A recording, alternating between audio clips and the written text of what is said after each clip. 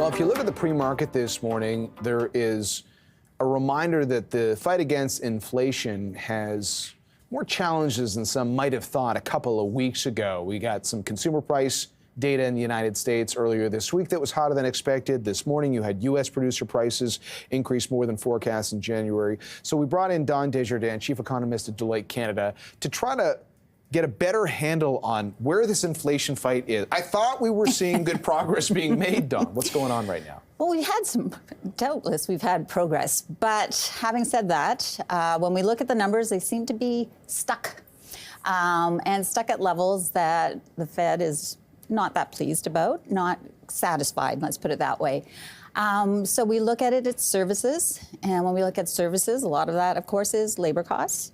And as we know, tight labor markets, rising wages, that is keeping some of these services more expensive, and prices are rising. So, you know, it's difficult because, as we know, the U.S. economy doesn't seem to be reacting the way one would think. It's interesting. We've talked a lot about resilience, and this is much more anecdotal, but even here in Canada, I'm not sure everyone feels really exuberant about the economy. There does seem to be a little bit of stress brewing, and let's face it, there have been a number of layoff announcements outside of government hiring, and I think the Bank of Canada, I would imagine, has to do a little bit of a balancing act on if you keep borrowing costs up for longer, when you're seeing some of those trends under the surface, what's the risk of focusing more on inflation getting exactly to the target level if you've got that? Is there a bit of a dance going on right now? Oh, I would think so. But having said that, you know, we're not near the target. I mean,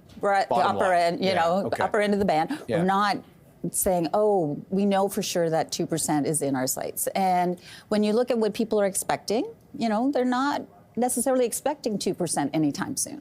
So for interest rates, which at the end of the day, everyone just wants to know what is happening with interest rates this year. For Canada and the U.S., what's your current view? Well, actually, in both cases, we have 3 cuts. 3 cuts. So, which is a little bit less than what certainly I would imagine some in the markets were thinking just a few weeks ago. Is that fair? Well, exactly. Yeah. When we look, you know, you look back to the early part of this year and, oh boy, we're probably going to see rates down a point and a half.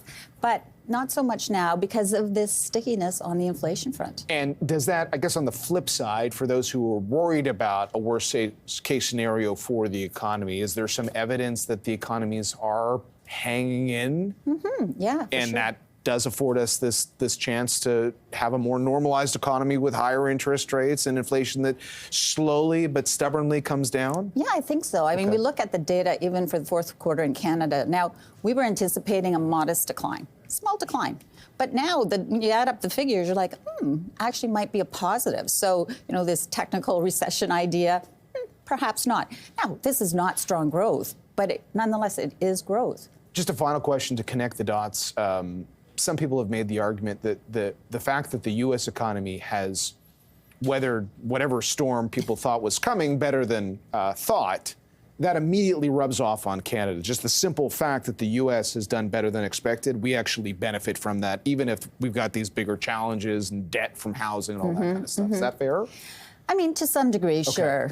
But having said that, I mean, I still think it is the case that we are feeling a little bit more pain when we look at the numbers. Because of higher rates and how much debt there is for the average Canadian right now? Absolutely. That is the story. And so is the consumer going to hang in? That's the big question. I mean, we've seen a lot of pullback from the consumer. Is it going to be even more draconian as we go through the first part of this year?